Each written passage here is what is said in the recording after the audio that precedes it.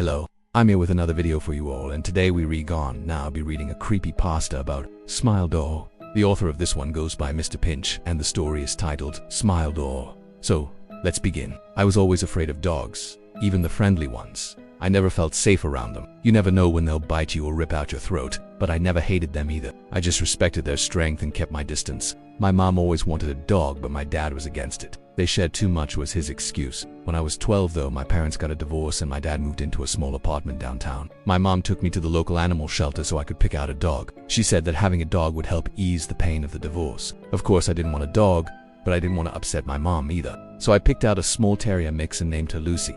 We took her home and everything seemed fine. I gave her treats and played with her, and she seemed friendly and gentle. The next morning, I woke up early and went downstairs. I was getting ready to go to school and I heard Lucy barking in the kitchen. She sounded scared and I couldn't figure out why. I started walking towards the kitchen and she started running around the room in circles, barking non-stop. As I got closer, I started hearing a scratching noise. I slowly opened the door and saw something that made me scream and run back upstairs. It was Lucy, but she wasn't acting like a cute little dog anymore. She had her back towards me and she was scratching at the floor with her front paws. Her tail was between her legs and her whole body was shaking. It looked like she was trying to dig a hole in the floor. This continued for hours, and I could hear her scratching and whimpering throughout the day. Whenever I tried to approach her, she would start growling and show her teeth. I don't remember how long she spent down there, but it must have been days. All I know is that I slept with a baseball bat that night. The next morning, my mom came down the stairs and looked at me with concern.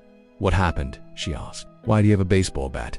"Lucy," I stuttered, pointing down the stairs. "She hasn't come out yet." We walked down the stairs together and she screamed when she saw what Lucy was doing. She was still scratching at the floor, but now she was foaming at the mouth. My mom ran to the kitchen sink and turned on the water. She then grabbed a towel and dipped it in the water before putting it on Lucy's nose. The dog stopped immediately and looked at my mom with hatred in her eyes. It looked like a demon staring into the soul of a human. My mom screamed and threw the towel on the floor.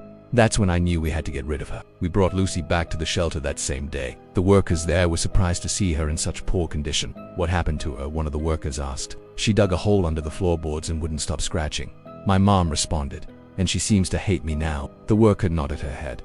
"I think we know what to do with her," she said. They took Lucy away and my mom and I left. On the car ride home, my mom told me that the dog had dug a hole in our living room. "You didn't tell me that yesterday," I said. "You wanted to get rid of her, didn't you?" My mom sighed. "Don't be stupid," she said. "Of course I didn't. But if she can dig holes in our house, she could end up digging a hole somewhere else, like under a road. Then what would happen if she got hit by a car? I couldn't live with myself knowing I let that happen." The next few weeks went by without incident. And one night my mom and I were watching TV when we heard scratching again. Only this time it was coming from under the floorboards of the living room. It sounded exactly like Lucy. We ignored it at first, but it just kept getting louder and louder. Finally, we decided to check it out. I grabbed a baseball bat and my mom turned on the light. Underneath the floorboard was a big pile of dirt, and when my mom tried to move it, a pair of eyes stared back at us.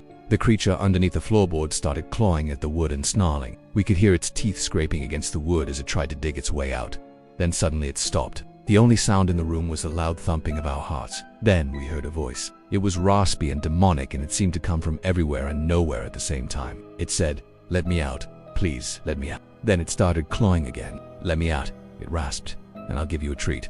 Then the creature went quiet again. My mom and I quickly left the room. I'm not sure what that thing wanted, but I knew it wasn't friendly. I didn't want to stay in that house. The next morning, I told my mom what I had heard. "There's something evil underneath our floorboards," I said. "We have to get rid of it." She didn't believe me though, so we just put some boards over the hole and covered it with carpet. A few days later, I was home alone and I heard the scratching again. I went to investigate and saw that the boards had been pried up. There was a big hole in the floor and it looked like Lucy had dug it out. But I knew it wasn't her. Something else was down there. Something demonic and evil.